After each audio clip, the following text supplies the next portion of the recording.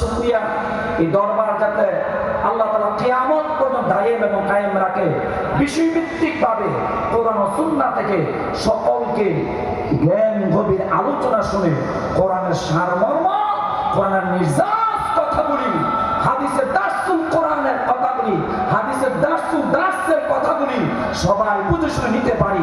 আল্লাহ তাআলা সেই তৌফিক দান করুন, আমরা বলি আমিন। প্রিয় ভাইরা আমার, আমি ধন্যবাদ জানাই জাযাকাল্লাহ খাইর, যিনি আমাকে এই দরবারে একটু শুভেচ্ছামূলক বক্তব্য দেওয়ার তৌফিক দিয়েছেন, যাদের কারণে এই সুযোগ এসেছে। আল্লাহ তাআলা তিনাদেরকে যাদের খায়ের উত্তম পুরস্কার দান করুক, আমরা বলি আমিন। প্রিয় ভাই আমার, এক কথা, এই কোরআনুল কারীম আমার হাতে, এই কথাটা বলে আমি শেষ করে দেব। বলেন তো কোরআনুল কারীমের নাম কি? কোরআন শরীফ না অন্য কোনো? আওয়াজ দিতে হবে, আমি অল্প সময় ছেড়ে দিচ্ছি। এই কোরআনুল কারীমের প্রথম পৃষ্ঠায় লেখা আছে কোরআন শরীফ।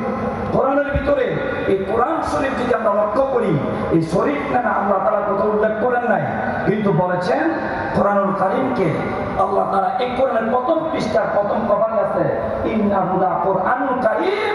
আল্লাহ তাআলা কোরআনুল কারীমকে কোরআনুল কারীম, কোরআনুল মাজিদ, কোরআন ফুরকানুল মাজিদ এরকম শব্দ আল্লাহ ব্যবহার করছেন কি করেন নাই? শুধুমাত্র আল্লাহ তাআলা এই কোরআন দিয়ে শেষ করেন নাই। কোরআন অর্থ কি জানেন? এই কথাটা বলার জন্য আমি শেষ করে দিচ্ছি। কোরআন অর্থ কি? শত শত মুসলিমে কারাম, শ্রোতা মণ্ডলী রয়েছেন, ওলামায়ে কারামকে আমি প্রশ্ন করি নাই, বেয়াদবি মাফ করবেন, আপনাদের পায়ের ধুলার সমান আমি নয়।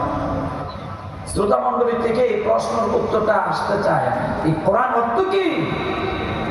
এই কোরআন অর্থ আল্লাহ তাআলা বলছেন আল কোরআন, এটার অর্থ হচ্ছে বাংলা ভাষা পঠিত, এটার অর্থ হচ্ছে অধ্যয়ন করা, এটার অর্থ হচ্ছে আপনাকে শিক্ষা করে পরম।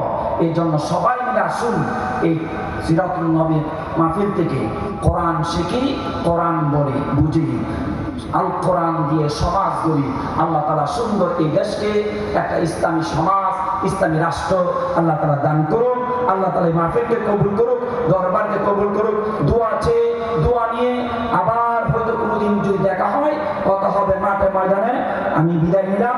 আসসালামু আলাইকুম ওয়া রাহমাতুল্লাহি ওয়া বারাকাতুহু।